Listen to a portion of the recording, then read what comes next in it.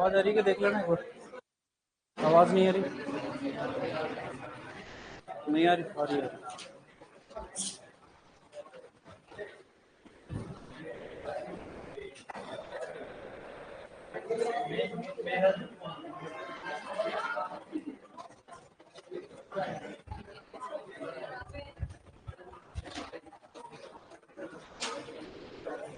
हो गया तुम्हारा?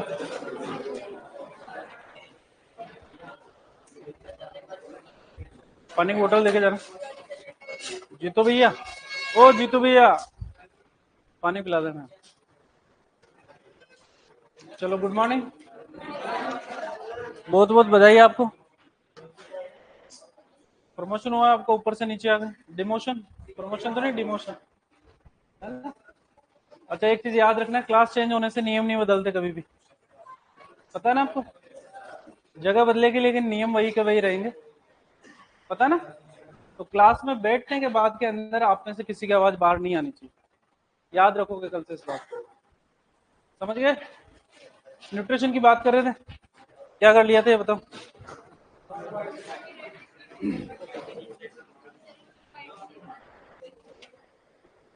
लाइव वालों को गुड मॉर्निंग भाई, जय श्री श्याम, राधे राधे। भोजन के प्रमुख पोषक तत्वों की बात कर रहे थे, जिसके अंदर 6 नाम लिखे थे अपन ने। कार्बोहाइड्रेट, वसा, प्रोटीन, उसके बाद में खनिज लवण, विटामिन और पानी।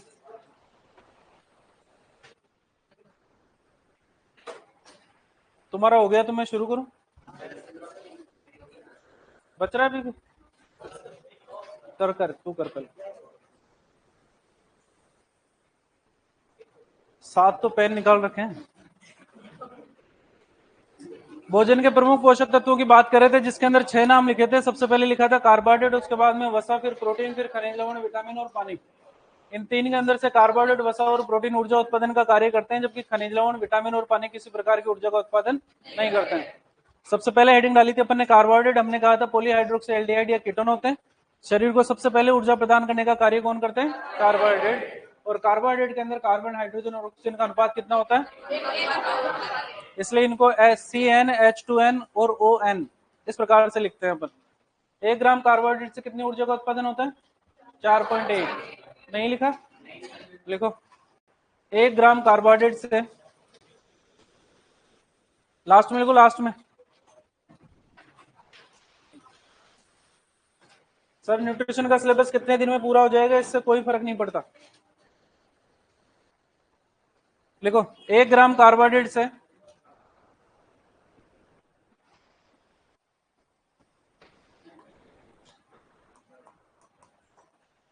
4.1 किलो कैलोरी, ऊर्जा को मापने की इकाई है किलो कैलोरी, ऊर्जा प्राप्त होती है। 1 ग्राम कार्बोहाइड्रेट से 4.1 किलो कैलोरी ऊर्जा प्राप्त होती है। 1 ग्राम कार्बोहाइड्रेट से 4.1 किलो कैलोरी ऊर्जा प्राप्त होती है।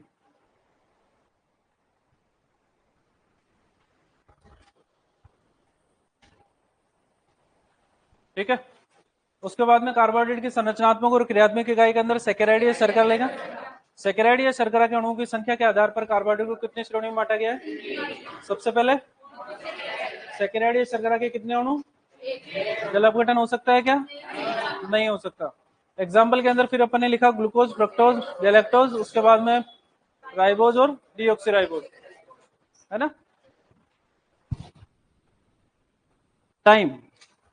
टाइम की अगर बात करते हैं तो 11:22 हो रहे हैं अभी, है ना।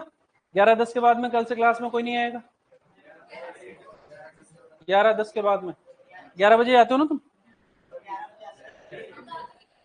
अरे तुम तो आगे थे, जो लेट आ रहे हो उनके लिए बोला ये तो ध्यान रखेंगे।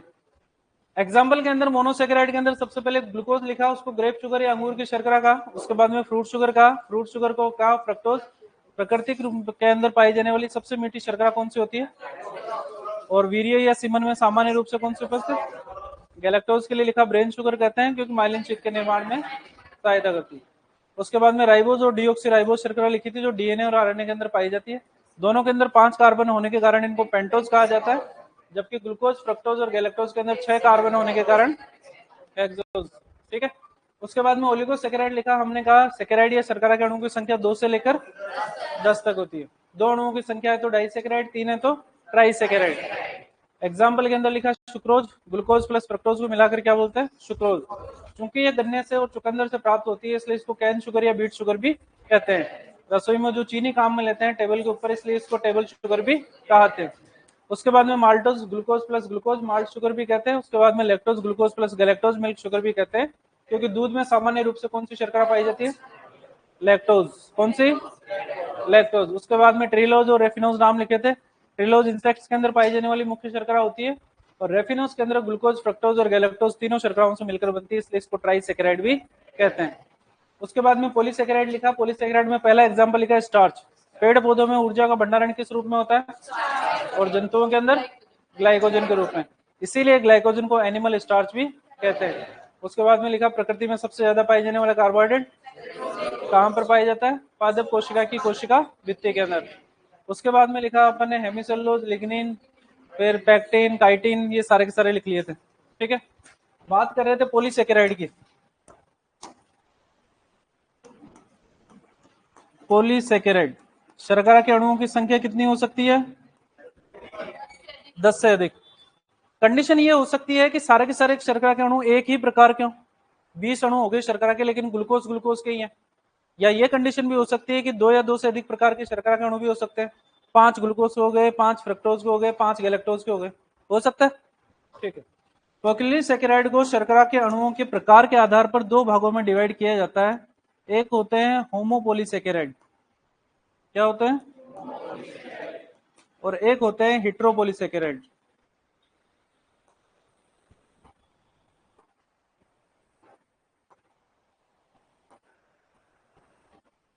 होमो का मतलब शर्करा के अणु एक ही प्रकार के, एक ही प्रकार के शर्करा के अणु।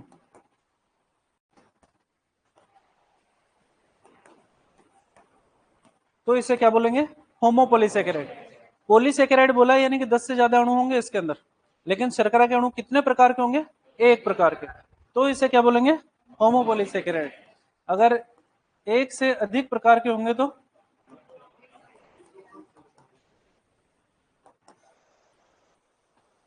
शर्करा के अणु होंगे तो इसको क्या बोलेंगे? हेटेरोपॉलीसैकेराइड। कोई नहीं पूछता, हमारे से पूछे जाते हैं एग्जाम्पल। होमोपॉलीसैकेराइड के एग्जाम्पल बताओ। स्टार्च, ग्लाइकोजन और सेलुलोज, ये किसके एग्जाम्पल है? होमोपॉलीसैकेराइड के। और इसके अलावा जितने भी नाम जानते हो, चाहे वो लिग्निन हो, चाहे वो काइटिन हो, चाहे वो पैक्टिन हो, चाहे हेमिसेलुलोज हो, ये सारे के सारे कौन से प्रकार में आते हैं? हेटेरोपॉलीसैकेराइड के अंदर। 3 नाम याद रखोगे तो बाकी नाम याद रखने की आवश्यकता नहीं है, क्योंकि इन तीनों के अलावा बाकी सारे के सारे कौन से कैटेगरी में आएंगे? हेटेरोपॉलीसैकेराइड के अंदर। ये तो हो गई पॉलीसैकेराइड की बातें। कार्बोहाइड्रेट की पानी में घुलनशीलता के आधार पर 2 प्रकार से बांटा जाता है। कितने प्रकार से? 2 प्रकार से।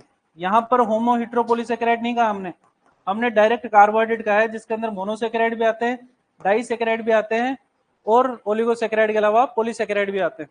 एक तो होते हैं घुलनशील कार्बोहाइड्रेट। कौन से होते हैं? घुलनशील, जो पानी के अंदर आसानी से घुल जाते हैं। और एक होते हैं अघुलनशील कार्बोहाइड्रेट,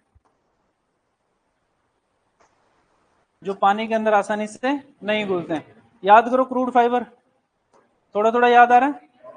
वहां पर लिखा था अघुलनशील कार्बोहाइड्रेट। एग्जाम्पल बताओ क्रूड फाइबर के, बोलो रे। सेलुलोज, हेमिसेलुलोज और लिग्निन, ये तीनों कौन सी कैटेगरी में आते हैं? इसके अलावा बाकी सारे के सारे किसके अंदर आएंगे?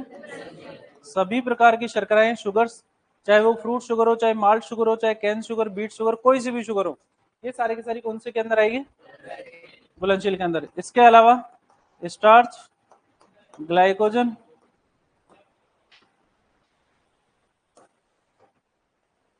इसके अलावा काइटिन, पैक्टिन, ये सारे के सारे किसके अंदर आएंगे? अघुलनशील के अंदर। तो यहां पर अगर आपको 3 नाम याद हैं, कौन कौन से? सेलुलोज, हेमिसेलुलोज और लिग्निन, तो बाकी याद रखने की आवश्यकता नहीं है। और यहाँ पर स्टार्च, ग्लाइकोजन और सेलुलोज याद रखना है तो आपको हेटेरोपॉलीसेकेराइड याद रखने की आवश्यकता नहीं है। दिक्कत यहाँ तक? क्वेश्चन सिंपल सा पूछा जाएगा, 4 एग्जांपल दिए जाएंगे, starch, glycogen, cellulose, lignin, chitin कुछ भी, और पूछा जाएगा निम्न में से कौन सा होमोपॉलीसेकेराइड है या हेटेरोपॉलीसेकेराइड है। और यहाँ से पूछा जाएगा, 4 नाम दिए जाएंगे, पूछा जाएगा निम्न में से कौन सा अघुलनशील कार्बोहाइड्रेट या घुलनशील कार्बोहाइड्रेट। क्लियर? ध्यान रखना, वर्ड कार्बोहाइड्रेट काम में लिया है, इसका मतलब मोनोसेकेराइड, ओलिगोसेकेराइड और पॉलीसेकेराइड तीनों के अंदर से एग्जांपल आएंगे यहाँ पर। जबकि वहां पर होमो और हेटेरोपॉलीसेकेराइड लिखा है तो वहां पर एग्जांपल सिर्फ पॉलीसेकेराइड वाले ही आएंगे। क्लियर है?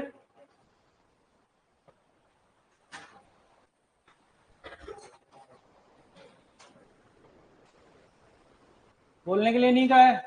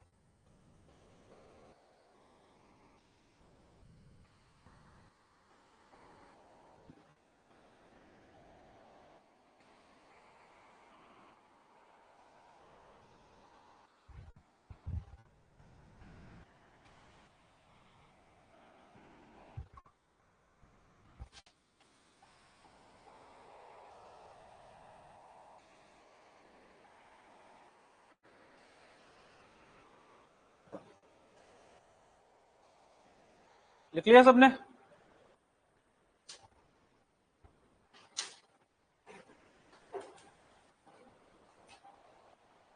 कार्बोहाइड्रेट की सारी बातें यहाँ पर होती है, खत्म। ठीक है, पोषक तत्वों की बात करते हैं तो कार्बोहाइड्रेट, वसा और प्रोटीन, इन तीनों में से एक क्वेश्चन 100% आता है न्यूट्रिशन के अंदर। और वो 100% क्वेश्चन के अंदर से 95% आता है कार्बोहाइड्रेट के अंदर से। सभी शर्कराओं के नाम आपको याद होने चाहिए, और नाम याद होने के साथ साथ आपको कॉमन नेम, ठीक है, और कहां कहां पर पाई जाती है वो भी आपको याद होने चाहिए। क्लियर है? हेडिंग डालो प्रोटीन।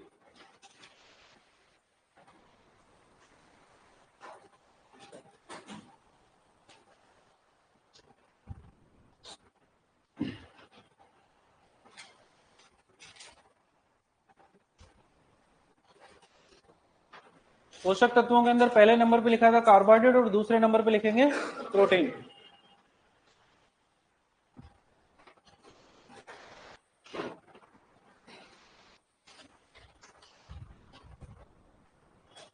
देख लिया सबने?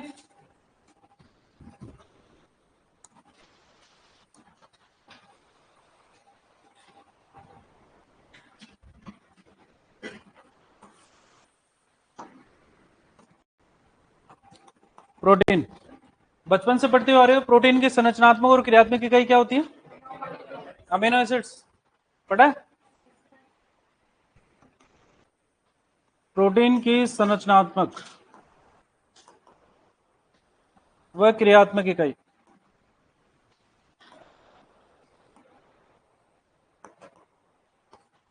क्या होता है? अमीनो एसिड्स, या फिर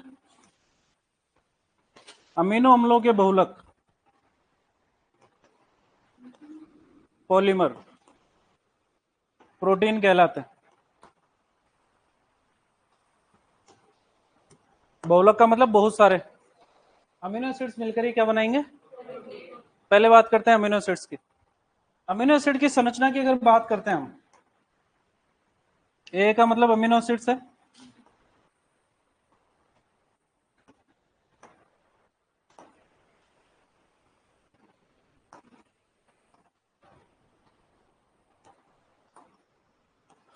NH2 और COOH, ये दो ग्रुप पाए जाते हैं किसी भी अमीनो एसिड्स के अंदर, ठीक है। सभी अमीनो एसिड्स की अगर बात करते हैं, जी सर बोलिए।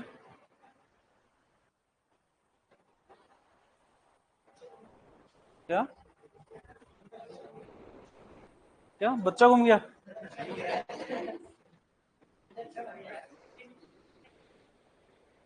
एडमिशन के लिए?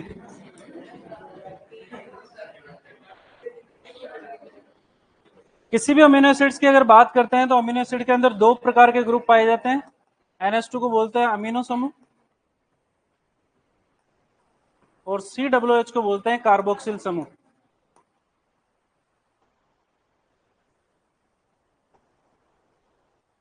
NH2 पॉजिटिव होता है और COOH नेगेटिव होता है। ये धनायन है और ये ऋणायन है। यानी कि अगर बात करें अमीनो एसिड्स के अंदर पॉजिटिव आयन और नेगेटिव आयन दोनों पाए जा रहे हैं। इन दोनों आयनों के पाए जाने के कारण ही इसको एक विशेष नाम देते हैं ज्विटर आयन। कौन सा आयन? किसको कहेंगे?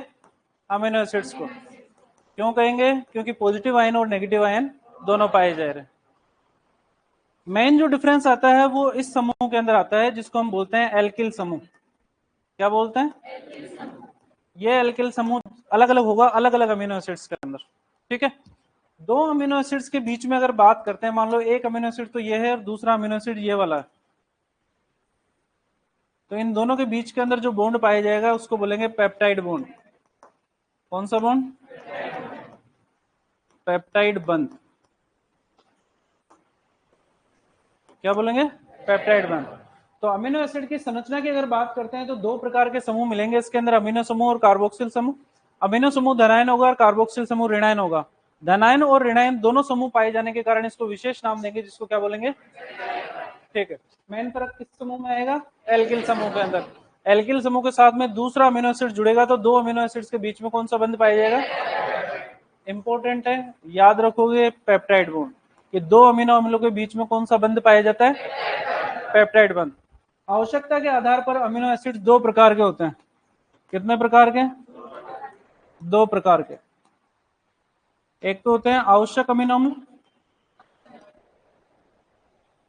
एक होते हैं अनावश्यक अमीनो अम्ल।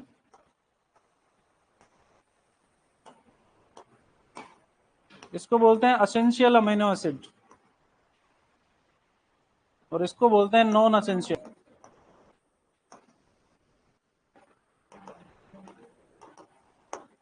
अभी आपके लिए आवश्यक क्या है? नौकरी। सही है। जिस टाइम पर नौकरी मिल जाएगी तो नौकरी आवश्यक रहेगी क्या? क्या हो जाएगी? अनावश्यक। वे अमीनो एसिड जिनका संश्लेषण आपके शरीर के द्वारा कर लिया जाता है, जिनको आपको आहार के साथ लेने की आवश्यकता नहीं होती, उन्हें अपन क्या बोलते हैं? अनावश्यक अमीनो। तो जो चीज अगर आपकी बॉडी बना सकती है तो आप खाने में क्यों लोगे उसको? वो आपके लिए कैसी होगी? अनावश्यक। लेकिन अगर बात करते हैं उन अमीनो एसिड्स की जिनका संश्लेषण आपका शरीर नहीं कर पाता, जिनको आपको भोजन के साथ लेना जरूरी होगा ही होगा, ऐसे अमीनो एसिड्स को क्या बोलेंगे? आवश्यक अमीनो एसिड्स। नाम लिखेंगे, सबके 20 नाम लिखने हैं हमारे को। आपको कोई से भी एक नाम याद रखने हैं, कोशिश करनी है कि आवश्यक अमीनो एसिड्स के नाम याद रखें। क्लियर है? लिखो पहले। हेडिंग डालिए प्रोटीन।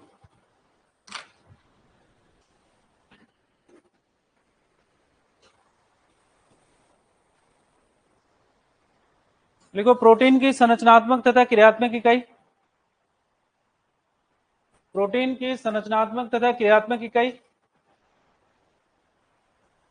प्रोटीन की संरचनात्मक तथा क्रियात्मक इकाई अमीनो अम्ल होते हैं। प्रोटीन की संरचनात्मक तथा क्रियात्मक इकाई अमीनो अम्ल होते हैं। अमीनो अम्ल होते हैं। अर्थात अर्थात प्रोटीन अमीनो अम्लों के बहुलक होते हैं। अर्थात प्रोटीन अमीनो अम्लों के बहुलक होते हैं।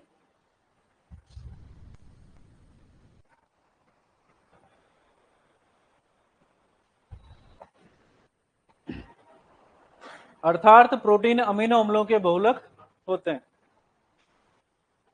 ठीक है, नोट डाल के लिखो। नोट डाल के लिखो। 1 ग्राम प्रोटीन से 1 ग्राम प्रोटीन से 1 ग्राम प्रोटीन से 4.1 किलो कैलोरी कार्बोहाइड्रेट के समान। 1 ग्राम प्रोटीन से 4.1 किलो कैलोरी ऊर्जा प्राप्त होती है। 1 ग्राम प्रोटीन से 4.1 किलो कैलोरी ऊर्जा प्राप्त होती है। 4.1 किलो कैलोरी ऊर्जा प्राप्त होती है। हेडिंग डालो अमीनो अम्ल की संरचना। अमीनो अम्ल की संरचना। अमीनो अम्ल की संरचना। अमीनो अम्ल की संरचना। बढ़ाऊं संरचना?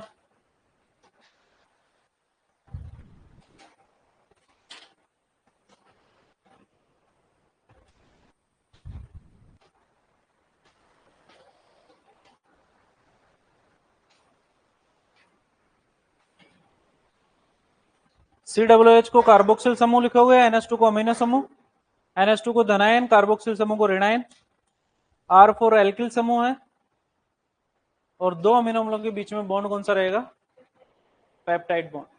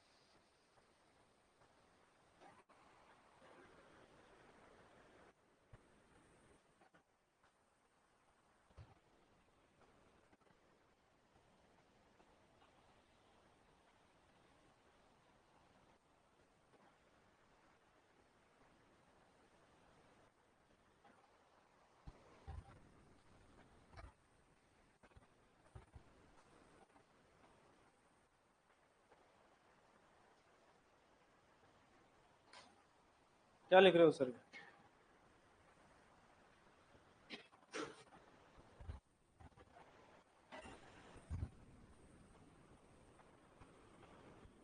ये वाला है पेप्टाइड बॉन्ड।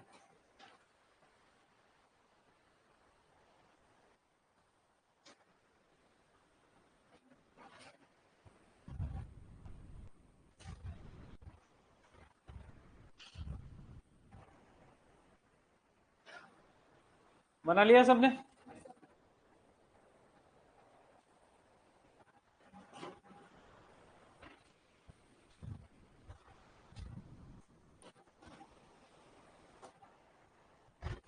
नोट डाल के लिखो।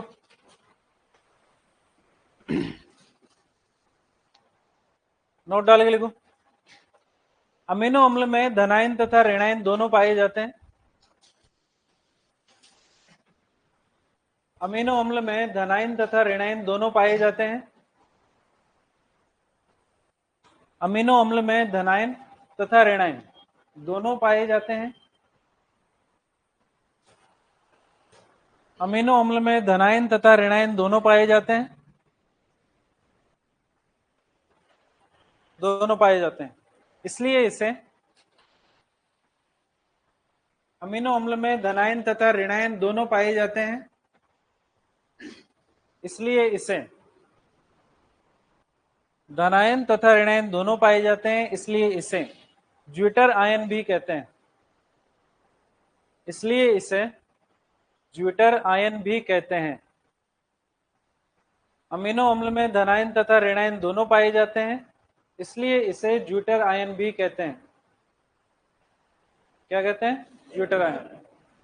नेक्स्ट को नोट डाल के। दो अमीनो अम्लों के बीच में दो अमीनो अम्लों के बीच में दो अमीनो अम्लों के बीच में दो अमीनो अम्लों के बीच में पेप्टाइड बॉन्ड या पेप्टाइड बंध पाया जाता है। ये वाला अंडरलाइन करोगे, पेप्टाइड बॉन्ड या पेप्टाइड बंध को।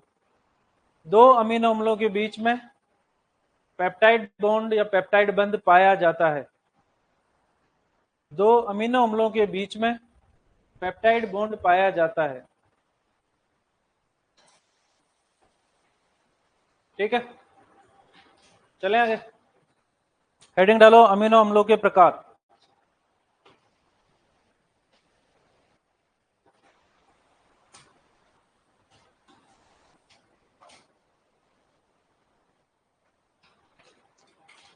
हेडिंग डालोगे, अमीनो अम्लों के प्रकार।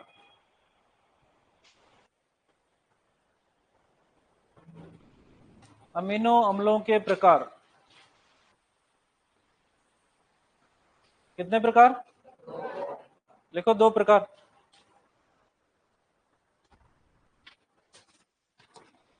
दो प्रकार। सबसे पहले कौन से? लिखो, नंबर 1 आवश्यक अमीनो अम्ल।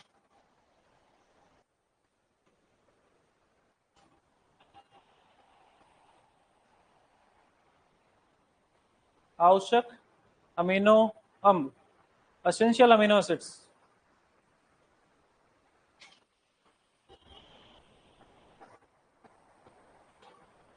लिख लिया?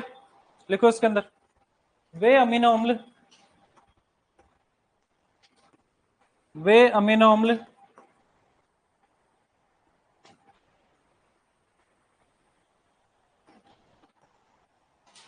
वे अमीनो अम्ल जिनका संश्लेषण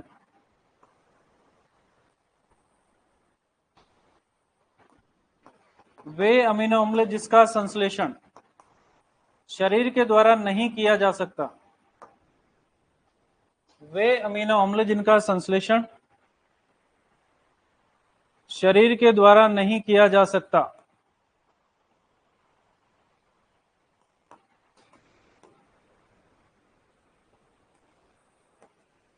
शरीर के द्वारा नहीं किया जा सकता, जिन्हें आहार के साथ लेना आवश्यक होता है।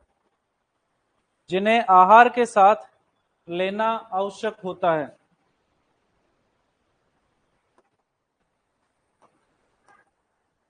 जिन्हें आहार के साथ लेना आवश्यक होता है।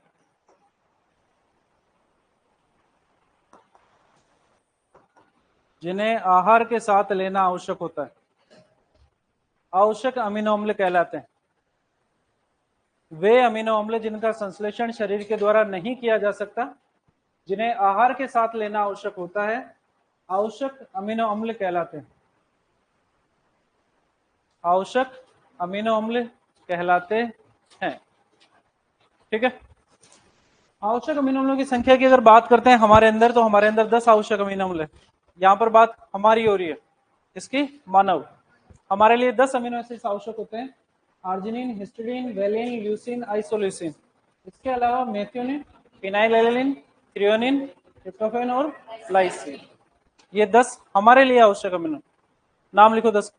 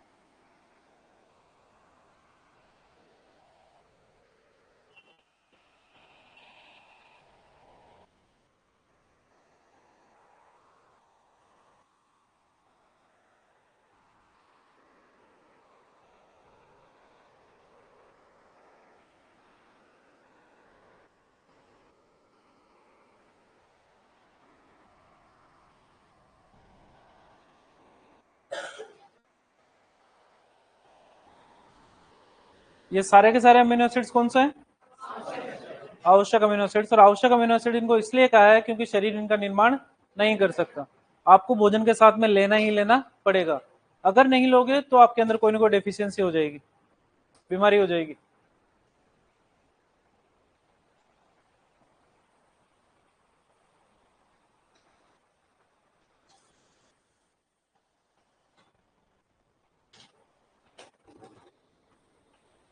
ठीक है, हेडिंग डालो आवश्यक अमीनो अम्लों की संख्या।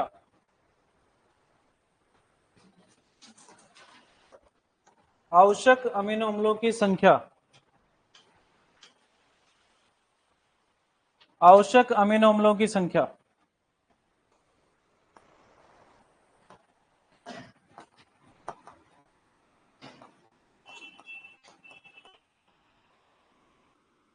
सबसे पहले खुद के लिए लिखो, लिखो मानव 10।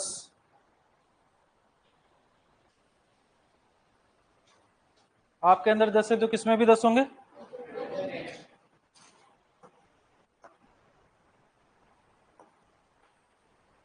सुअर की अगर बात करते हैं तो 8 है।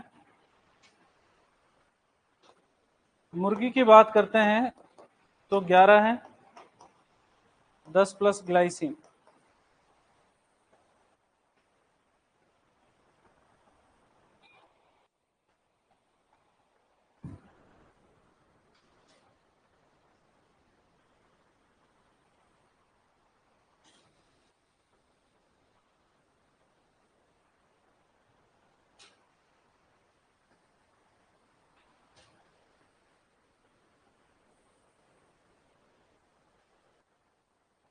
लिख लिया?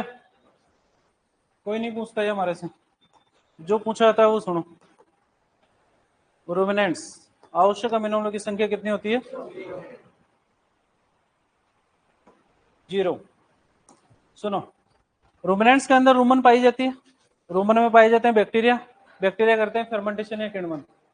रूमन में जो बैक्टीरिया पाए जाते हैं उन बैक्टीरिया के द्वारा सभी प्रकार के अमीनो अम्लों का संश्लेषण शरीर के अंदर ही कर लिया जाता है, इसलिए उनको आहार के साथ देने की आवश्यकता नहीं होती। इसलिए रूमिनेंट्स में आवश्यक अमीनो अम्लों की संख्या कितनी होती है? नोट डाल के लिखो, बहुत इंपॉर्टेंट है। नोट डाल के लिखो। रूमिनेंट्स में आवश्यक अमीनो अम्लों की संख्या 0 होती है। रूमिनेंट्स में आवश्यक अमीनो अम्लों की संख्या, रूमिनेंट्स में आवश्यक अमीनो अम्लों की संख्या 0 होती है। आवश्यक अमीनो अम्लों की संख्या 0 होती है क्योंकि क्योंकि क्योंकि रूमन में उपस्थित सूक्ष्म जीवों के द्वारा क्योंकि रूमन में उपस्थित सूक्ष्म जीवों के द्वारा सभी अमीनो अम्लों का संश्लेषण कर लिया जाता है। सभी अमीनो अम्लों का संश्लेषण कर लिया जाता है। सभी अमीनो अम्लों का संश्लेषण कर लिया जाता है। रूमिनेंट्स में आवश्यक अमीनो अम्लों की संख्या 0 या 0 होती है क्योंकि रूमन में उपस्थित सूक्ष्म जीवों के द्वारा सभी अमीनो अम्लों का संश्लेषण कर लिया जाता है, इसलिए इन्हें आहार के साथ लेने की आवश्यकता नहीं होती। इसलिए इन्हें आहार के साथ लेने की आवश्यकता नहीं होती।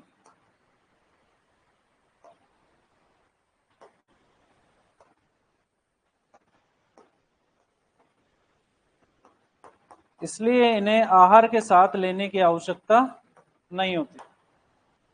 तो जब रूमन में उपस्थित बैक्टीरिया के द्वारा सब कुछ बना ही दिया गया है तो फिर आहार के साथ लेने की आवश्यकता है क्या? नहीं है। आहार के साथ लेने की आवश्यकता नहीं है, इसलिए रूमिनेंट्स में आवश्यक अमीनो की संख्या कितनी होगी? 0 होगी। क्वेश्चन सिंपल सा पूछा जाएगा, कारण कोई नहीं पूछेगा आपसे। आपसे सिर्फ इतना पूछा जाएगा कि रूमन पशुओं में आवश्यक अमीनो की संख्या कितनी होती है, बस इतना याद रखना। दिक्कत यहां तक? सारे की सारी बातें किसके लिए? सेकंड नंबर पे कौन सा आता है?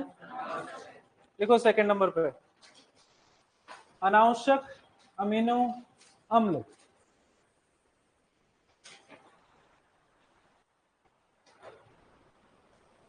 अनावश्यक अमीनो अम्ल, नॉन एसेंशियल अमीनो एसिड्स। अनावश्यक अमीनो अम्ल, तो जो आवश्यक अमीनो अम्लों की डिफाइन थी जस्ट उसको उल्टा। आवश्यक के अंदर लिखा आपने कि शरीर के द्वारा संश्लेषण कर लिया जाता है, इसलिए आहार के साथ लेने की आवश्यकता नहीं होती। यहां पर लिखेंगे कि संश्लेषण शरीर के द्वारा नहीं किया जा सकता, इसलिए आहार के साथ लेने की आवश्यकता होती है। ठीक है, लिखो इसके अंदर इन अमीनो अम्लों का संश्लेषण शरीर के द्वारा कर लिया जाता है। इन अमीनो अम्लों का संश्लेषण, इन अमीनो अम्लों का संश्लेषण, इन अमीनो अम्लों का संश्लेषण शरीर के द्वारा कर लिया जाता है। इन अमीनो अम्लों का संश्लेषण शरीर के द्वारा कर लिया जाता है। इन अमीनो अम्लों का संश्लेषण शरीर के द्वारा कर लिया जाता है। शरीर के द्वारा कर लिया जाता है, इसलिए इन्हें आहार के साथ लेने की आवश्यकता नहीं होती।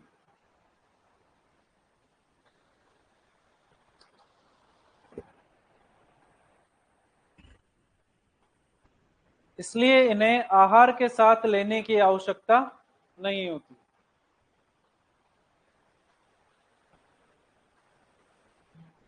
इसलिए इन्हें आहार के साथ लेने की आवश्यकता नहीं होती। ठीक है, वापिस से 10 नाम लिखे हैं। सबसे पहला है ग्लाइसिन, फिर सेरीन, फिर सिस्टीन, टायरोसिन, एस्पार्टिक अम्ल, प्रोलीन, ग्लूटामिक अम्ल, एलेनिन है, सिट्रोलिन है और मिथोक्सीप्रोलिन है। ये भी 10 अनावश्यक किसके लिए है? मानव के लिए। रूमिनेंट्स के लिए सारे के सारे कैसे होंगे? अनावश्यक वाली कैटेगरी के अंदर ही आएंगे।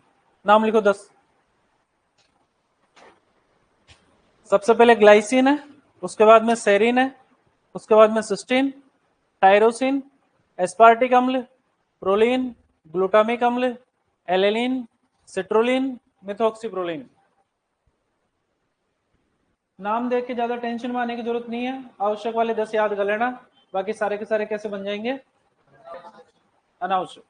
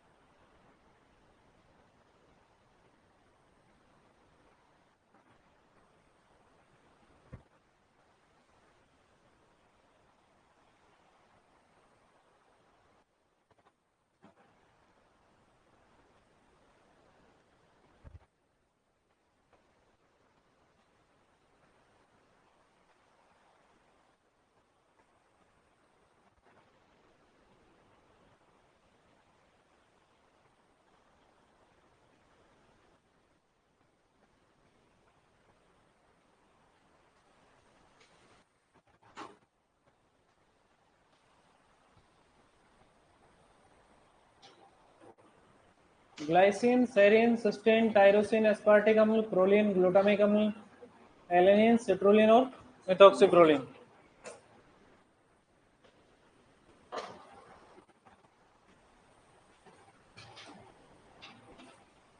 लिख लिया?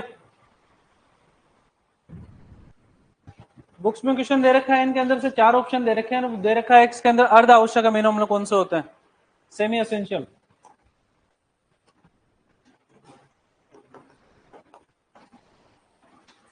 अर्ध आवश्यक अमीनो अम्ल,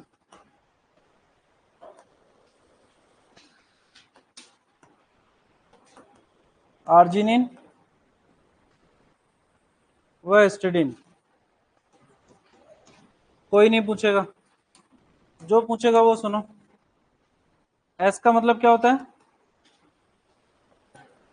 सल्फर युक्त अमीनो अम्ल। कौन कौन से होते हैं? मेथियोनिन और सिस्टीन। ये 2 अमीनो एसिड्स हैं जिनके अंदर क्या पाई जाती है? सल्फर पाई जाती है। भेड़ से हमारे को ऊन प्राप्त होती है और ऊन के अंदर क्या पाया जाता है? सल्फर। तो जब ऊन में सल्फर पाया जाता है तो आहार के साथ में भी सल्फर देना पड़ेगा।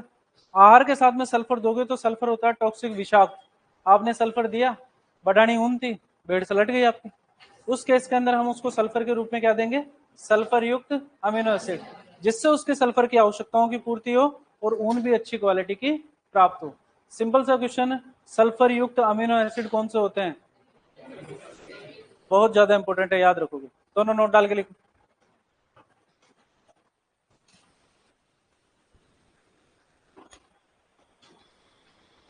9 पे एस्पार्टिक अम्ल, सिट्रोलिन है 9 पे,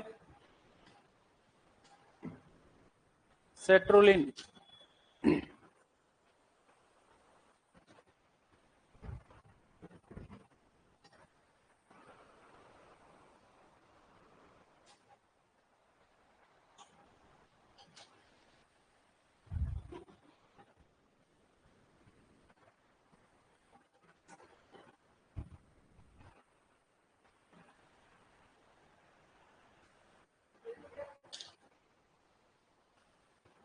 मेथियोनिन और सिस्टीन को अंडरलाइन करोगे, बहुत ज्यादा इंपॉर्टेंट है। भेड़ों का आहार पढ़ेंगे उस टाइम पे वापस लिखेंगे अपन कि भेड़ों के आहार में सल्फर युक्त अमीनो एसिड मेथियोनिन और सिस्टीन बहुत ज्यादा आवश्यक है।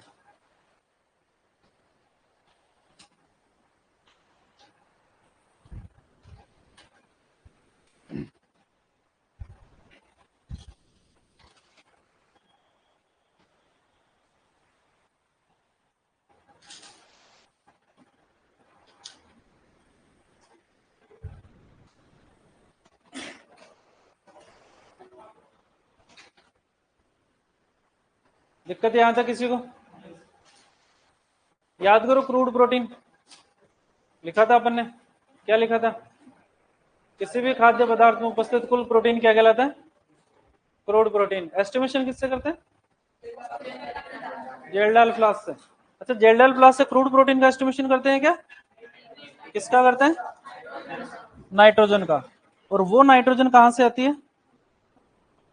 अमीनो समूह से। तो अमीनो एसिड है तो अमीनो समूह तो होगा ही होगा इसके अंदर, और अमीनो समूह है तो नाइट्रोजन भी होगी ही होगी। सभी प्रोटीन में कितने प्रतिशत नाइट्रोजन पाई जाती है? इसीलिए वहां पर नाइट्रोजन की मात्रा को किससे गुणा करते हैं?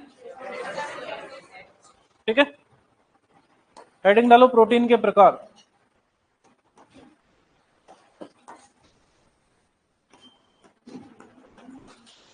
प्रोटीन के प्रकार।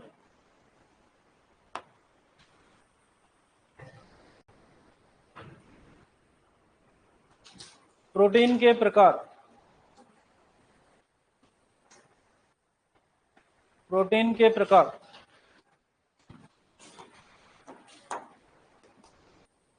दो प्रकार हैं। एक पे आती है ट्रू प्रोटीन, सत्य प्रोटीन, और दूसरी आती है फॉल्स प्रोटीन,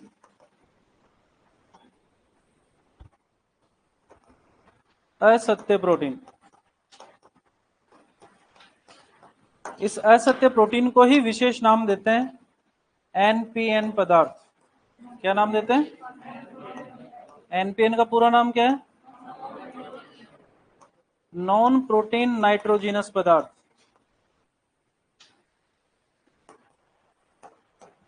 बेड के बालों में कितने प्रतिशत सल्फर पाया जाता है? 4%। कितना प्रतिशत?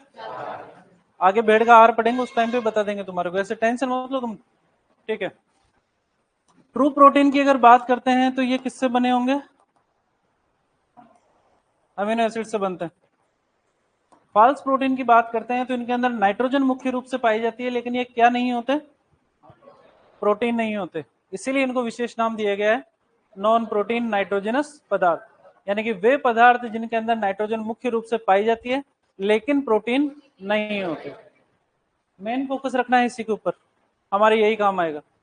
ट्रू प्रोटीन की अगर बात करते हैं तो ट्रू प्रोटीन 3 प्रकार की होती है। सबसे पहले आती है फाइब्रस प्रोटीन, तंतुमय। हिस्टोलॉजी याद होगी थोड़ी थोड़ी, कनेक्टिव टिश्यू याद है, संयोजी ऊतक, है ना? 3 चीजें पाई जाती है, कोशिकाएं, तंतु और कोशिकाएं, तंतु और रिवीजन करते हो तुम, मेरे को पता है पूरी एनाटॉमी तुम्हारी जुबान पे रटी हुई है ना? कोशिकाएं, तंतु और मैट्रिक्स। कोशिकाएं कितने प्रकार की होती है? 2 प्रकार की, 2 प्रकार की, फिक्स सेल और फिक्स, स्थिर और मुक्त कोशिकाएं, है ना? हिंदी, शुद्ध हिंदी, है ना? राष्ट्रभाषा। चलो, स्थिर कोशिकाएं कितने प्रकार की? 3 प्रकार की, 3 प्रकार की। रिवीजन करते हो तुम, मेरे को पता है, तुम्हारे को याद है, मेरे को ये पता नहीं लग जाएगा कि किसको सब कुछ आता है, तुम बताओगे नहीं, जवाब नहीं दोगे। तुम फाइब्रोब्लास्ट का नाम नहीं बताओगे, मेसेनकाइमल कोशिका का नाम नहीं बताओगे, एडिपोस कोशिका का नाम नहीं बताओगे। फ्री सेल्स की अगर बात करते हैं तो तुम मैक्रोफेज नहीं जानते, मतलब जानते हो, मास्ट कोशिका जानते हो, प्लाज्मा कोशिका जानते हो, लिम्फोसाइट और मेलानोसाइट जानते हो, ठीक है। तंतुओं की बात करते हैं तो कितने प्रकार के थे? नाम बताओ। तीनों प्रकार के तंतु किससे बने हुए थे? कोलेजन तंतु किससे बने थे? कोलेजन प्रोटीन से। रेटिकुलर तंतु रेटिकुलिन प्रोटीन से। और इलास्टिक तंतु, नाम के आगे लिखा है इलास्टिन प्रोटीन, और वो क्या थे? तंतु। तो फाइब्रस या तंतु में प्रोटीन की अगर बात करते हैं तो कोलेजन, रेटिकुलिन और तीसरे नंबर पे आती है इलास्टिन।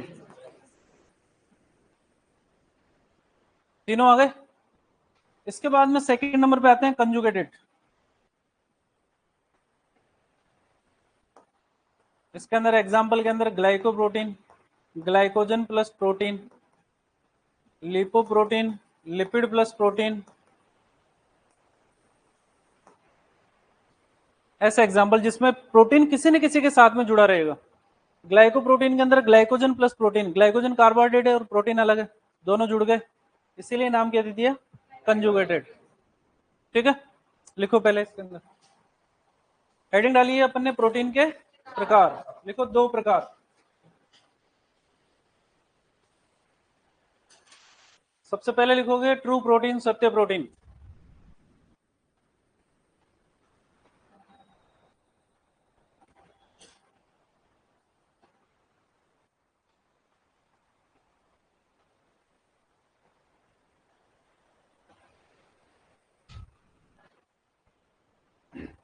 ट्रू प्रोटीन देखो, अमीनो अम्ल से मिलकर बनते हैं,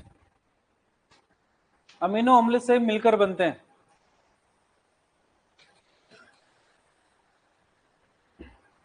अमीनो अम्ल से मिलकर बनते हैं।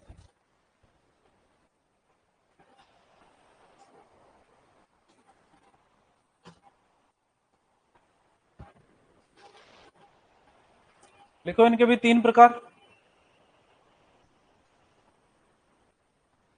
लिखो 3 प्रकार। सबसे पहले लिखोगे फाइब्रस प्रोटीन, तंतुमय प्रोटीन।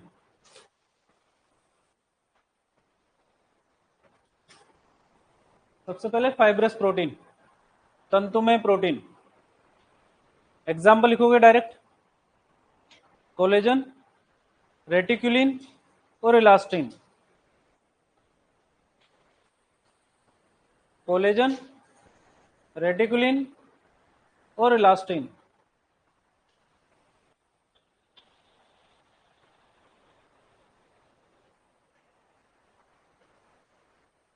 रेटिकुलिन और इलास्टिन।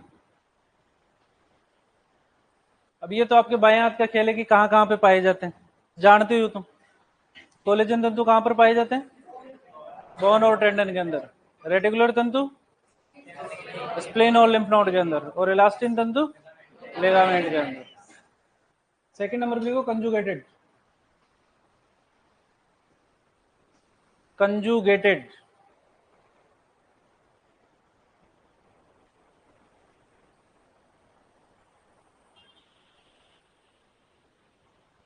कंजुगेटेड। एग्जाम्पल के अंदर लिखो ग्लाइकोप्रोटीन, लिपोप्रोटीन।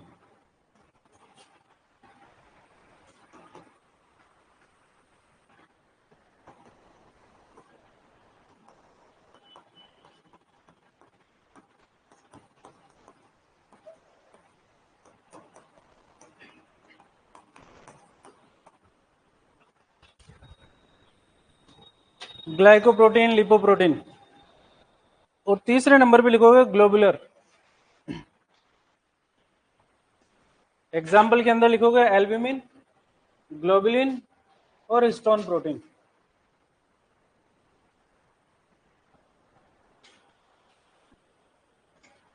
एल्ब्यूमिन, ग्लोबुलिन और हिस्टोन प्रोटीन।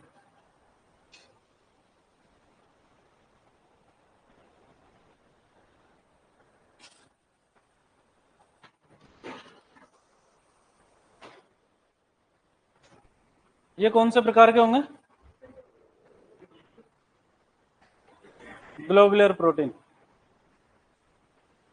सभी जितने भी नाम लिखे हैं सबके अंदर अमीनो एसिड्स पाए जाएंगे।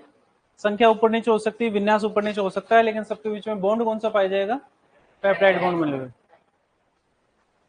सेकंड नंबर पे फाल्स प्रोटीन या एनपीएन पदार्थ।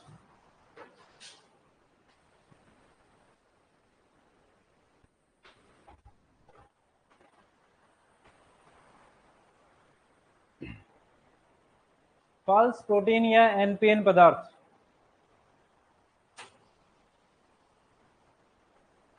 फाल्स प्रोटीन या एनपीएन पदार्थ।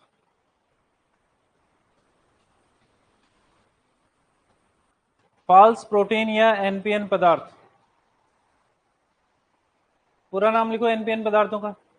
Non protein nitrogenous.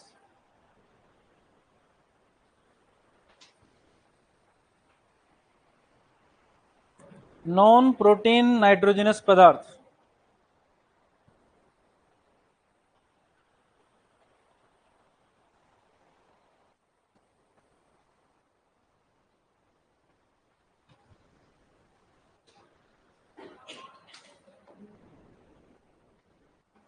लिख लिया?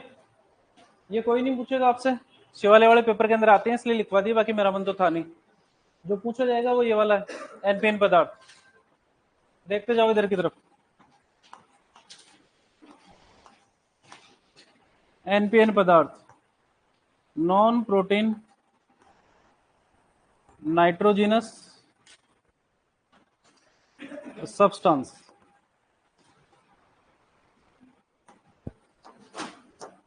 डिफाइन करते हैं, प्रोटीन नहीं होते लेकिन नाइट्रोजन मुख्य रूप से पाई जाती है।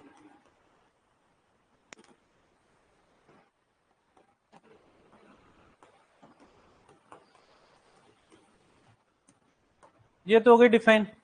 वे पदार्थ जो प्रोटीन नहीं है लेकिन जिनमें नाइट्रोजन मुख्य रूप से पाई जाती है, ऐसे पदार्थों को अपन क्या बोलते हैं? क्लियर? दूसरी बात, प्रोटीन के स्थान पर इनका उपयोग किया जाता है। आप ट्रू प्रोटीन नहीं देना चाहते पशुओं को, उस केस के अंदर आप किसका उपयोग कर सकते हो? एनपीएन पदार्थों का। किसके रूप में? नाइट्रोजन सोर्स के रूप में, नाइट्रोजन के लिए। ठीक है, लेकिन ये जो काम करता है वो सिर्फ रूमिनेंट्स के अंदर ही करता है और किसी के अंदर नहीं करेगा। मोनोगैस्ट्रिक एनिमल, याद है ना एनाटॉमी? मोनोगैस्ट्रिक, सिंपल स्टोमक या नॉन रूमिनेंट्स। एग्जाम्पल बताओ, एग्जाम्पल बोलो। बस घोड़ा, कुत्ता, बिल्ली, सुअर, घोड़ा, हाथी, लिखे है ना? याद है तुम्हारे को, मेरे को। उनके अंदर काम में नहीं लेना है ये। क्यों काम में नहीं लेना है वो सुनो। क्रियाविधि की अगर बात करते हैं कि ये पदार्थ काम कैसे करते हैं, कोई सा भी एनपीएन पदार्थ होगा, फॉर एग्जाम्पल यूरिया ही मान लो, सबसे ज्यादा उपयोग में लिया जाने वाला एनपीएन पदार्थ कौन सा है? यूरिया। एंजाइम का नाम है माइक्रोबियल यूरियज। एंजाइम की उपस्थिति के अंदर ये अमोनिया प्लस CO2 में टूटता है। किस किस के अंदर टूटेगा? अमोनिया और CO2 के अंदर। माइक्रोबियल यूरियज यानी माइक्रोब्स, सूक्ष्म जीवों से मिलेगा ये। और सूक्ष्म जीव कहां पर पाए जाते हैं? रूमन के अंदर, जो क्या करते हैं? फर्मेंटेशन। ठीक है, खाने के अंदर इसने खाया था सेलुलोज। क्या खाया था? और सेलुलोज किण्वन के द्वारा, फर्मेंटेशन के द्वारा, वही बैक्टीरिया किसका निर्माण करते हैं? VFA। क्या बोलते हो? Volatile fatty acids. इन वोलेटाइल फैटी एसिड के साथ में ही निर्माण होता है कीटो एसिड्स का। किसका? दो चीजें मिली है आपको यहां पर। पहली चीज तो है VFA, और दूसरा यहां पर क्या थे, और यहां पर क्या है? VFA तो डायरेक्ट अवशोषित हो जाएंगे और ऊर्जा प्रदान करने का कार्य करेंगे। यहां पर जो अमोनिया है, यानी कि NH3 है, ये मिलेगी कीटो अम्ल के साथ में और निर्माण करेगी अमीनो अम्लों का। किसका निर्माण करेगी? और अमीनो एसिड मिलकर किसका निर्माण करते हैं? प्रोटीन का। जानवर को दिया क्या था? जो क्या था? पशु ने उसको किस में परिवर्तित कर दिया? इसीलिए इन पदार्थों को क्या कहते हैं? नॉन प्रोटीन नाइट्रोजन पदार्थ। नाइट्रोजन सोर्स के रूप में काम किया, और ये इसको चेंज किसने किया? माइक्रोबियल यूरियज ने। तो माइक्रोबियल यूरियज एंजाइम सिर्फ रूमिनेंट्स के अंदर ही पाया जाता है और किसी में नहीं पाया जाता। इसीलिए रूमिनेंट्स के अंदर ही काम में लेना है। तुम घोड़े को यूरिया दे दो और सलट जाए कि नहीं साहब, प्रोटीन एनर्जी है ना, ये गलती नहीं करनी है हमारे को। विभिन्न एनपीएन पदार्थों के अंदर नाइट्रोजन की मात्रा कितनी होती है इसकी बात करेंगे जस्ट इसके आगे। लिखो इसके अंदर,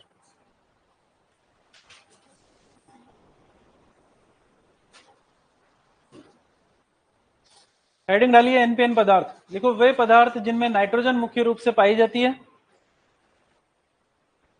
वे पदार्थ जिनमें नाइट्रोजन मुख्य रूप से पाई जाती है। वे पदार्थ जिनमें नाइट्रोजन मुख्य रूप से पाई जाती है। वे पदार्थ जिनमें नाइट्रोजन मुख्य रूप से पाई जाती है लेकिन प्रोटीन नहीं होते। लेकिन प्रोटीन नहीं होते हैं। लेकिन प्रोटीन नहीं होते हैं, एनपीएन पदार्थ कहलाते हैं। वे पदार्थ जिनमें नाइट्रोजन मुख्य रूप से पाई जाती है लेकिन प्रोटीन नहीं होते हैं, एनपीएन पदार्थ कहलाते हैं। एनपीएन पदार्थ कहलाते हैं। नेक्स्ट लाइन, इनका उपयोग प्रोटीन के स्थान पर,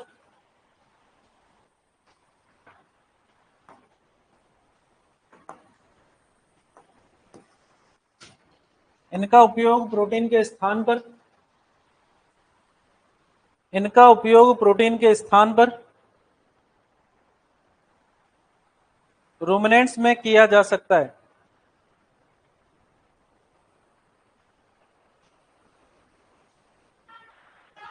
इनका उपयोग प्रोटीन के स्थान पर रूमिनेंट्स में किया जा सकता है। रूमिनेंट्स में किया जा सकता है। नेक्स्ट लिखो। नेक्स्ट, एनपीएन पदार्थों का पाचन। एनपीएन पदार्थों का पाचन रूमन में उपस्थित सूक्ष्म जीवों। एनपीएन पदार्थों का पाचन रूमन में उपस्थित सूक्ष्म जीवों।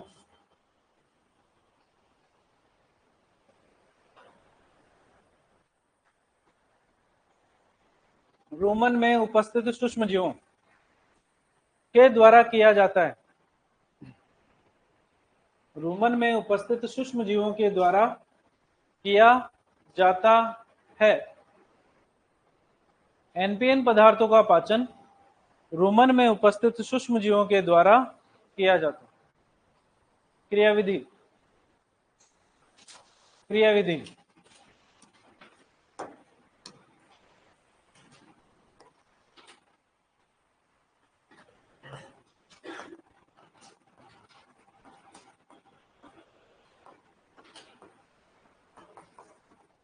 माइक्रोबियल यूरियस किससे प्राप्त होगा? रूमन में उपस्थित सूक्ष्म जीवों से।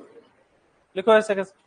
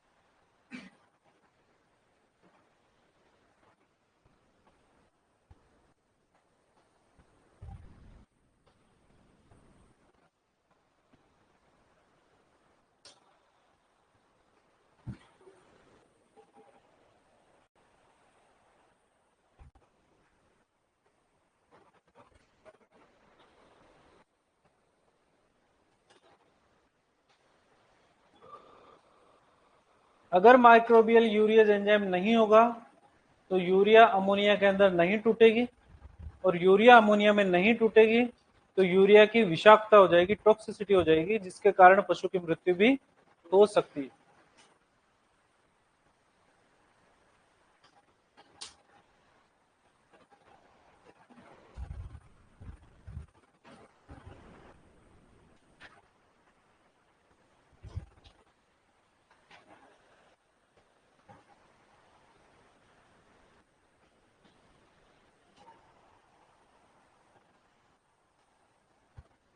फिजियोलॉजी हो गई क्या तुम्हारी?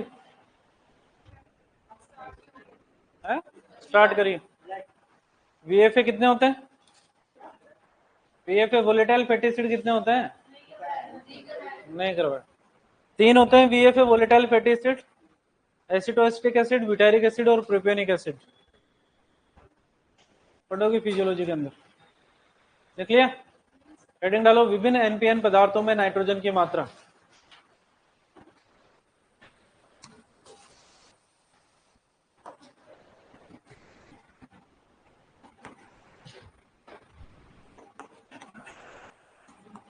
विभिन्न एनपीएन पदार्थों में नाइट्रोजन की मात्रा। ये पूछा जाएगा आपसे, याद रखोगे। सबसे पहले बात करते हैं यूरिया की। 46.67%। ऑप्शन के अंदर 46% दिया होता है तो 46 कर देना। दूसरे नंबर पे आता है ammonium carbonate,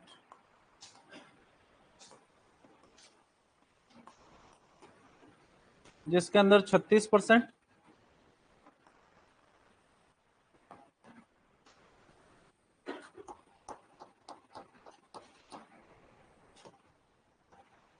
biuret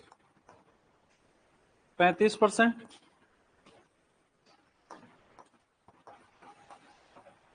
ammonium acetate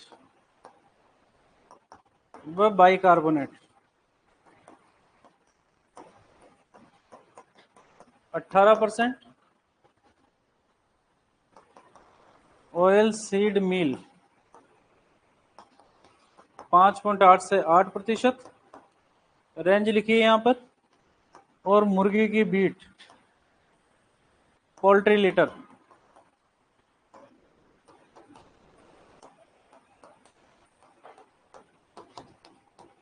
5% nitrogen पाई जाती।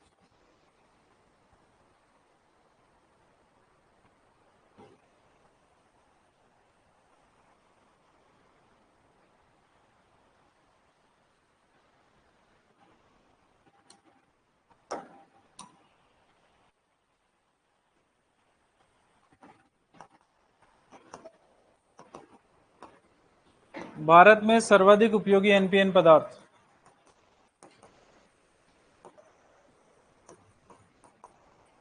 कौन सा है? यूरिया।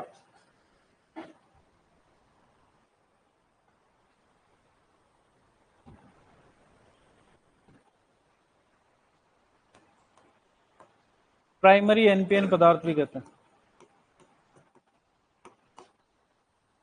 प्राथमिक एनपीएन पदार्थ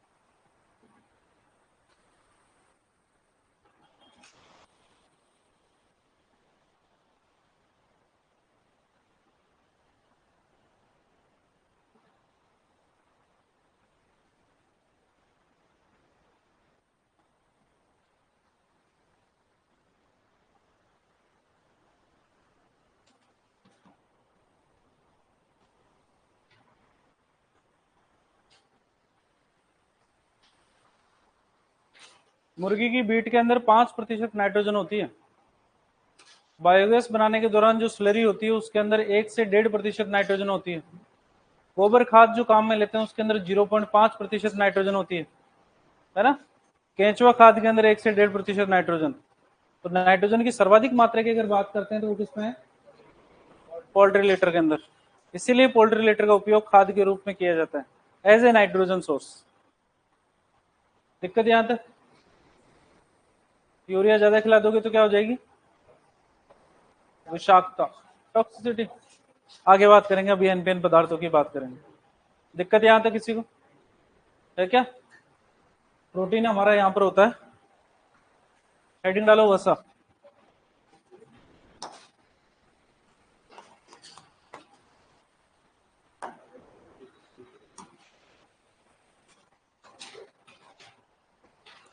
वसा, फैट।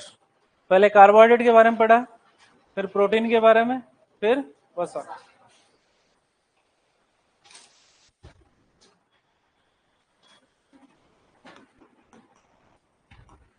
एक ग्राम वसा की अगर बात करते हैं तो 9.3 किलो कैलोरी ऊर्जा प्राप्त होती है।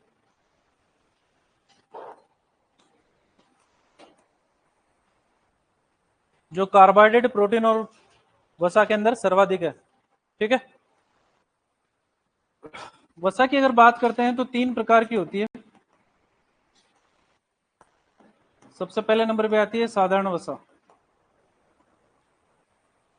दूसरे नंबर पे संयुक्त, और तीसरे नंबर पे आती है व्युत्पन्न वसा। साधारण वसा की अगर बात करते हैं तो साधारण वसा वसीय अम्ल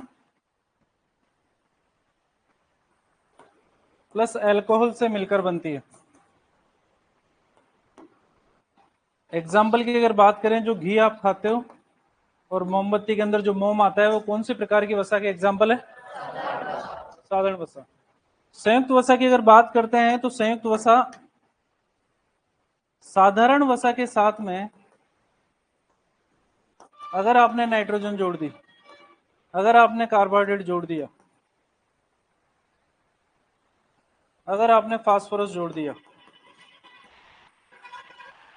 तो ये कौन सी बन जाएगी? संयुक्त वसा। अगर आपने नाइट्रोजन जोड़ा है तो क्या बन जाएगी? ये लिपोप्रोटीन, लिपिड प्लस प्रोटीन, और प्रोटीन के अंदर क्या होती है? नाइट्रोजन। अगर आपने कार्बोहाइड्रेट जोड़ा है, ये बन गया ग्लाइकोप्रोटीन। कौन सा प्रोटीन? और अगर आपने फास्फोरस जोड़ा है तो क्या बन गया? फास्फोलिपिड। क्या बन गया? फास्फोलिपिड। व्युत्पन्न वसा की अगर बात करते हैं तो व्युत्पन्न वसा साधारण व संयुक्त वसा के जल अपघटन से बनती है। किससे बनेगी?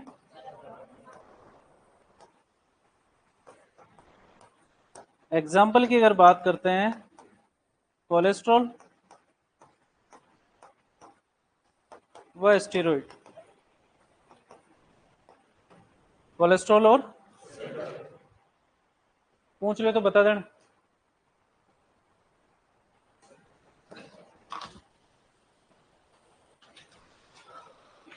नहीं बेटी क्या? नहीं बेटी, देखो बैठाएं पहले थोड़ी थोड़ी।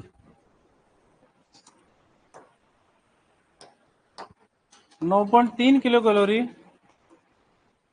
कार्बोहाइड्रेट व प्रोटीन से कितने गुना ज्यादा है?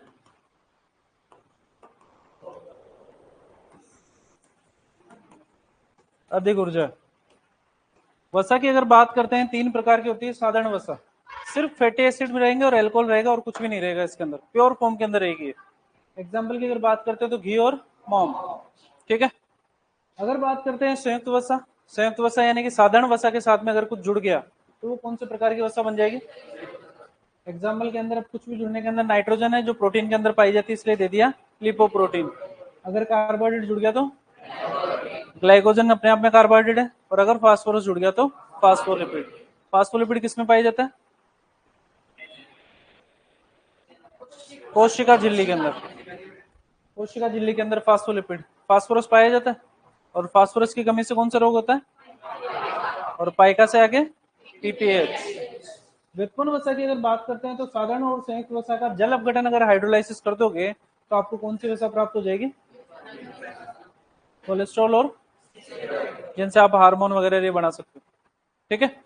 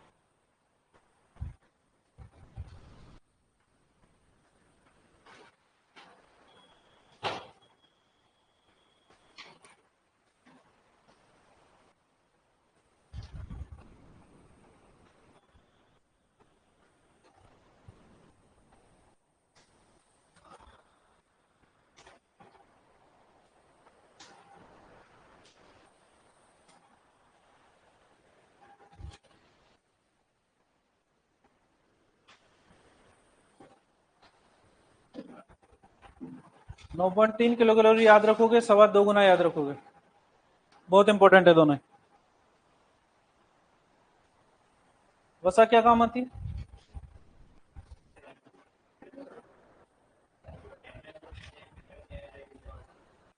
टेम्परेचर मेंटेन भी करती है, एनर्जी सोर्स के रूप में भी काम करती है।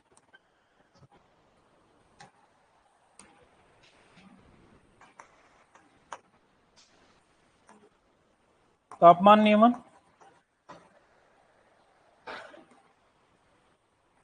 ऊर्जा के सघन स्रोत के रूप में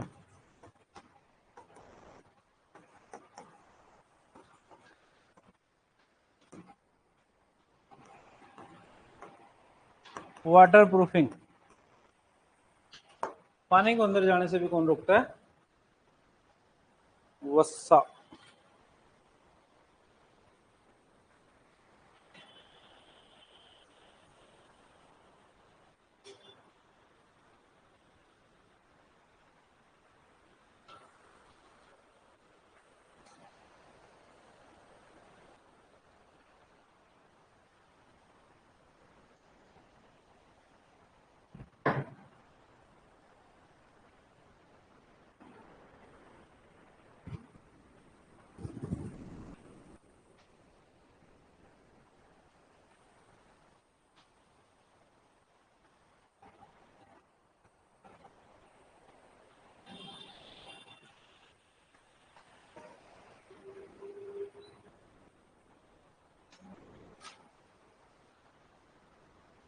कार्य भी लिखोगे?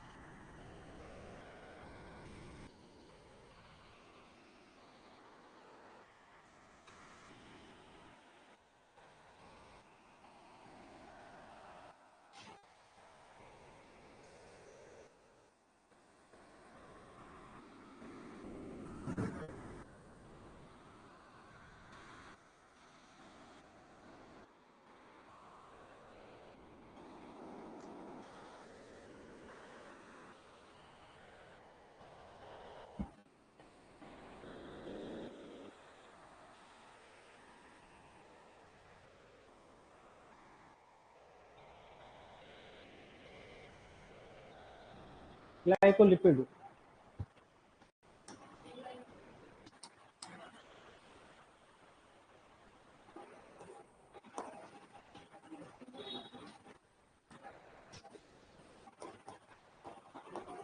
ग्लाइकोलिपिड करना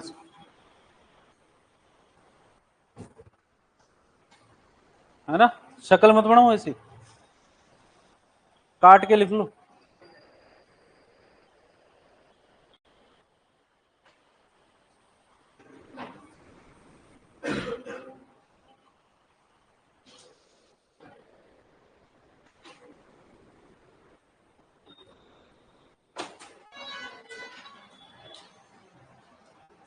लिख लिया सबने? वसा की बातें यहां पर होती है, खत्म। हेडिंग डालोगे विटामिन। भाई नहीं आएगा अभी तक?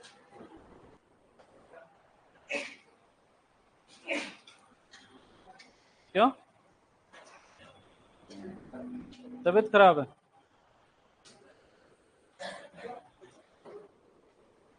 कार्य भी लिखोगे, तापमान नियमन, ऊर्जा के सघन स्रोत के रूप में वाटर प्रूफिंग। हेडिंग डालोगे विटामिन। नाम सुना है?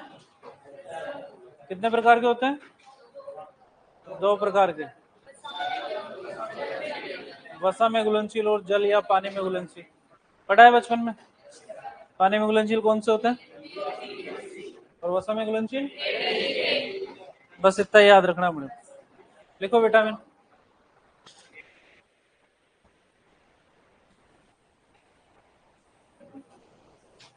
हेडिंग डालोगे विटामिन।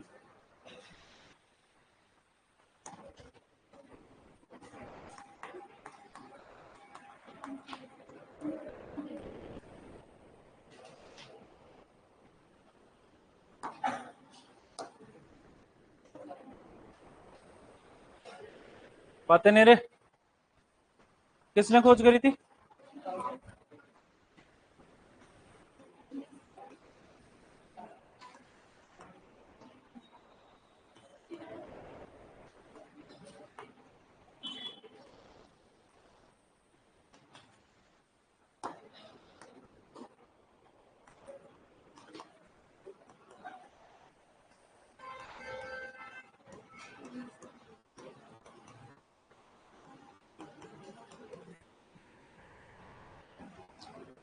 विटामिन की खोज करी थी क्रिस्टियन आइजकमैन ने, और क्रिस्टियन आइजकमैन जी की खोज के कारण ही इनको मरणोपरांत 1929 1929 में नोबेल प्राइज दिया गया। क्या दिया गया?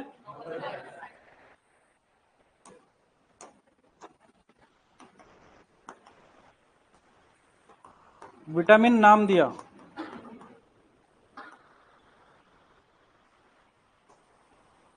कैसेमिर फंक। नाम किसने दिया था?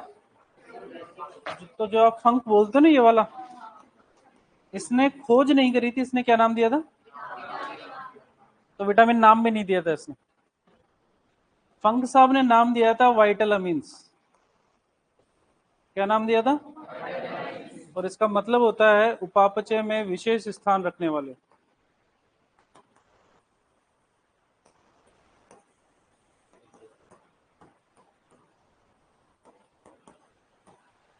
वाइटामिन्स बोलना शुरू किया था, वाइटामिन वाइटामिन वाइटामिन वाइटामिन, इसलिए वाइटामिन हो गया ये। ओरिजिनल नाम तो क्या दिया था? वाइटामिन्स। विटामिन की अगर बात करते हैं तो 1 ग्राम विटामिन से कितनी ऊर्जा उत्पादन होती है? नहीं करते, लेकिन विभिन्न उपापचय क्रियाओं में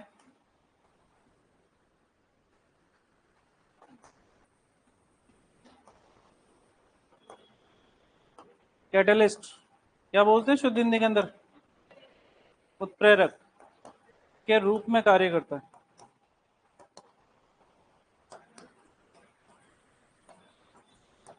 बचपन से पढ़ते आए हो वही बात दोबारा से लिख रहा हूं। विटामिन 2 प्रकार, वसा में घुलनशील,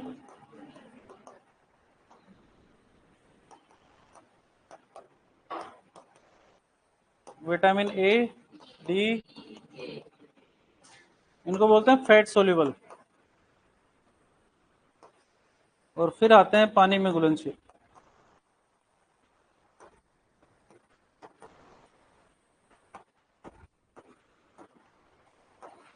वाटर सोल्यूबल। बी कॉम्प्लेक्स का है और सी का है, इसके अलावा कोलिन।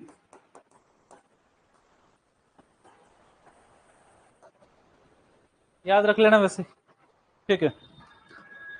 एक बार होलैंड साइड के अंदर कोई बीमारी चल रही थी, 1866 के आसपास की बातें ही है। तो बीमारी चल रही थी, आदमियों के अंदर भी हो रही थी, तो सब डॉक्टरों वॉक्टरों को भेज दिया, भाई साहब चेक करो क्या बीमारी हो रही है। किसी को कुछ समझ में नहीं है। क्रिस्टियन आइजकमैन जी उस टाइम पे केमिस्ट्री के अंदर बहुत अच्छा काम कर रहे थे, तो जब कुछ नहीं होता तो भाई इसको भी भेज दो, क्या कुछ तो करके आएगा। क्रिस्टियन आइजकमैन जी चले गए वहां पर। जाने के बाद में देखा इन्होंने, 10 15 20 दिन, महीने 2 महीने रुके वहां पर, समझ में नहीं आया कुछ भी। इन्होंने कह दिया किसी अज्ञात कारण की वजह से बीमारी हो रही है। जब कुछ समझ में नहीं आ रहा तो अज्ञात ही होता है, तो कुछ तो हो रहा है, लेकिन किसके कारण हो रहा है पता नहीं है अपने को। बैक्टीरिया था, वायरस था, कुछ भी था, कुछ भी नहीं था। सामान उन्होंने पैक कर लिया, राजा ने बोल दिया भाई जब कुछ समझ में नहीं आ रहा तो जाओ घर पे, क्यों फालतू तनख्वाह ले रहे हो हमारे से। क्रिस्टियन आइजकमैन ने सामान वामान पैक कर लिया, स्टेशन पे चले गए। ट्रेन लेट थी, 1 घंटे लेट थी, तो इंतजार कर रहे थे। तो 1 घंटे बाद में ट्रेन आती तो फिर इधर उधर भटकने लग जाते हैं अपन, है ना। सामान को तो वेटिंग रूम में रख दिया, इधर उधर भटकने लग गए। भटकने के बाद में थोड़ी सी दूर आगे चले थे तो उन्होंने मुर्गियां देखी। कुछ मुर्गियों के अंदर तो रोग के लक्षण आ रहे थे जो मनुष्य के अंदर आ रहे थे, और कुछ मुर्गियां ऐसी थी जिनके अंदर रोग के लक्षण बिल्कुल भी नहीं आ रहे थे। अब जो साइंटिस्ट होते हैं थोड़ा सा दिमाग तो रखते ही हैं, तभी जाके तो साइंटिस्ट बनते ही हैं। इन्होंने सोचा कि ऐसा क्या है कि कुछ के अंदर तो सिम्टम आ रहे हैं और किसके अंदर बिल्कुल ही नहीं आ रहे। जो मुर्गी वाला था उस मुर्गी वाले से पूछा कि भैया बताओ क्या चक्कर है। बोले साहब मैं साइंटिस्ट थोड़ी हूँ, साइंटिस्ट तो आप हो। सही है कि नहीं है, मेरे को क्या पता क्यों आ रहे क्यों नहीं आ रहे, आप बताओ क्यों नहीं आ रहे। तो दो चार सवाल किए तो पूछा भाई क्या खिला रहा है इनको, ये बता मेरे को, खाने के अंदर क्या दे रहा है इनको, कुछ अलग से दवाई वगैरह दे रहा है, कुछ दे रहा है। बोले साहब पुराने टाइम पे क्या हमारे पास में पॉलिश किए हुए चावल थे, जो सफेद वाले चावल आते हैं है ना, वो खिलाते थे। अभी आजकल वो खत्म हो गए हैं, तो कच्चे चावल है, वो कच्चे चावल खिला रहे हैं हम। तो बोले दिखा, बोले देख लो, एक बिल्कुल व्हाइट कलर के चावल थे, एक थोड़े से ब्राउन कलर के चावल थे। तो नॉर्मल जब दाना निकलता है उस टाइम पे वो ब्राउन कलर का होता है, लेकिन वो देखने के अंदर इतना ज्यादा अच्छा लगता नहीं, तो हम उसके ऊपर पॉलिश कर देते हैं, जिसके कारण उसके ऊपर वाली परत हट जाती है और वो व्हाइट कलर का दिखने लग जाता है ना। पॉलिश्ड राइस और अनपॉलिश्ड राइस, ब्राउन कलर के अनपॉलिश्ड राइस होते हैं। व्हाइट कलर के जो चावल हम खाने के काम में लेते हैं वो बेसिकली पॉलिश्ड राइस आते हैं, पॉलिश किए हुए रहते हैं। पॉलिश किए हुए रहते हैं तो ऊपर वाली परत को हटा देते हैं तो बिल्कुल व्हाइट चमकता हुआ दाना नजर आता है। बोले ये क्यों खिला रहे थे। बोले साहब पहले तो आ रहे थे चावल हमारे पास में, तो जब नहीं है तो फिर खुद तो हमने अच्छे अच्छे तो रख लिए अपने खाने के लिए, और ये बिना पॉलिश वाले चावल हम इनको खिलाने लग गए। उसने कहा बोले यार बात तो ठीक है, चल कोई बात नहीं, देखते। उसको पैसे दिए, दो चार मुर्गियां ली उसने जिनके अंदर रोग के लक्षण आ रहे थे, और एक वो ली जिनके अंदर रोग के लक्षण बिल्कुल भी नहीं आ रहे थे। दोनों को उल्टा करके देखा उन्होंने, जिसके अंदर रोग के लक्षण आ रहे थे उनको तो अनपोलिश्ड राइस दिए गए, और जिनके अंदर रोग के लक्षण नहीं आ रहे थे उनको पॉलिश वाले राइस दिए गए। तो जिनको पॉलिश वाले राइस दे रहे थे उनके अंदर रोग के लक्षण आने शुरू हो गए, और जिनके अंदर रोग के लक्षण थे उनके अंदर रोग के लक्षण धीरे धीरे कम हो गए। तो साइंटिस्ट ने इतना सारा दिमाग आप भी लगा सकते हो कि पॉलिशिंग के दौरान कुछ ना कुछ ऐसा पदार्थ उस चावल के छिलके के अंदर जरूर था जो मिस हो गया, जिसकी वजह से रोग के लक्षण आ गए। अब उस टाइम पे इतना सब कुछ था नहीं जुगाड़ अपने पास में। मेंडल ने कितना कहा था कि भाई जेनेटिक्स होती है, जेनेटिक्स होती है, माना था क्या आपने? नहीं, अरे पागल है ये तो। फिर बाद के अंदर वाटसन और क्रिक आके गए, उन्होंने कहा कि ठीक है साहब ऐसी ऐसी बातें थी, मेंडल साहब ने उस टाइम पे गई थी, बातें तो उनकी सही थी, लेकिन अब तो मान लो। गैलीलियो ने कहा कि पृथ्वी सूरज के चारों ओर चक्कर लगाती है, लेकिन दुनिया को क्या लगा रहा है, सूरज देखो इधर से जाता है, इधर की तरफ जाता है, सूरज पृथ्वी के चारों ओर चक्कर लगा रहा है। लेकिन सही बात तो माननी पड़ती है ना। तो इन्होंने कहा कि सब इस चावल के दाने के अंदर कुछ ना कुछ तो ऐसा है छिलके के अंदर जिसकी वजह से रोग के लक्षण आ रहे हैं, और उसकी कमी के कारण ही रोग के लक्षण आ रहे हैं। लेकिन क्या है, उस टाइम पे इतनी फैसिलिटी थी नहीं कि उसकी खोज की जा सके।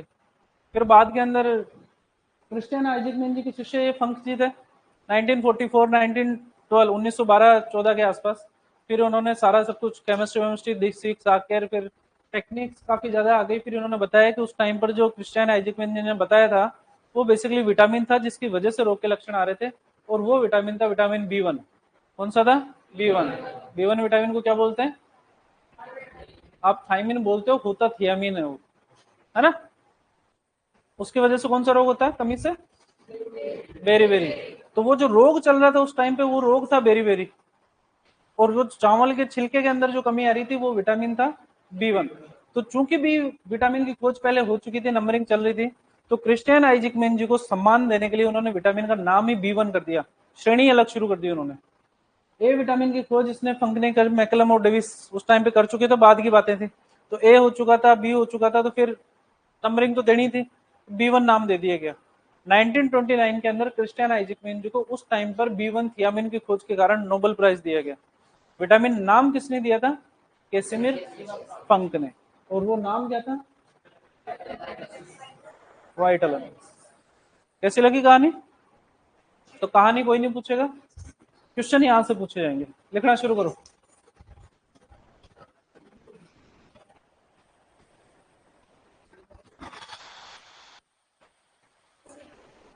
थक गए? 11 बजे आए हो पता है ना, खाना खा के आए हो? नहीं खा गए? फिर क्या कर रहे थे 11 बजे तक?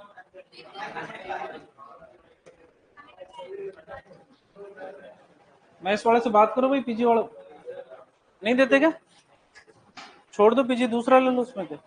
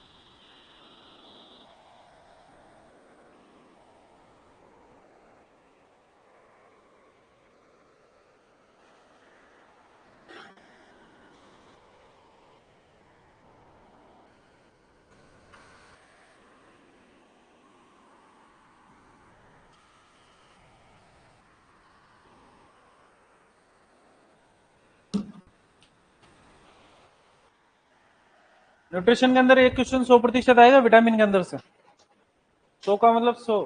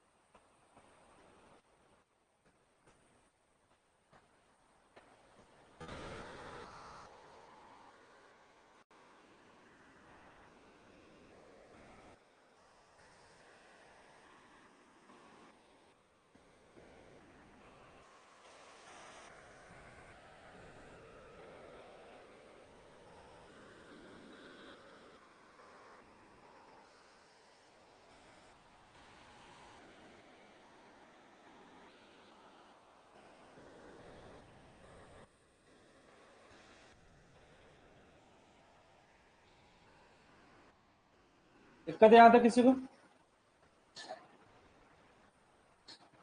हेडिंग डालो विटामिन ए।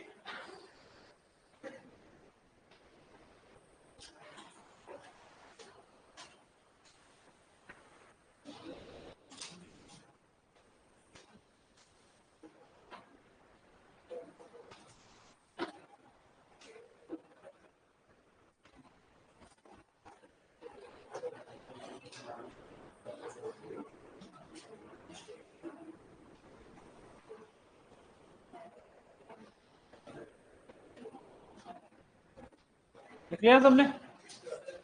विटामिन ए की अगर बात करते हैं तो विटामिन ए की खोज करी थी मैकलम और डेविस ने 1914 में। विटामिन ए को रेटिनॉल कहा जाता है, जानते हो? विटामिन ए को एंटी इन्फेक्टिव विटामिन भी कहा जाता है, संक्रमण को रोकने वाला विटामिन। विटामिन ए की कमी से जीरोप्थेल्मिया और नाइट ब्लाइंडनेस। रतौंधी का नाम सुना? क्या होता है? क्या रात को दिखाई नहीं देता, दिन में दिखाई देता है। तो आपको भी तो नहीं दिखाई देता रात को, दिखता है आपको रात को? अंधेरे में किसको दिखता है, तुम में से बताओगे मेरे? अंधेरे में किसको दिखता है आप में से? रात को अंधेरा ही तो होता है। अच्छा, थोड़ा बहुत अंधेरा होगा तो भी इसको दिखाई नहीं देगा रतुंदी। पुराने टाइम पे एक मूवी आई थी, क्या नाम, बोल रहा था बोल, देखी किसी ने? ऋषि कपूर जूही चावला की, ऋषि कपूर और जूही चावला की। कादर खान होता था उसमें कि 6 बजते ही उसकी बत्ती गुल हो जाती थी। किसकी कमी थी? विटामिन ए की। बात करेंगे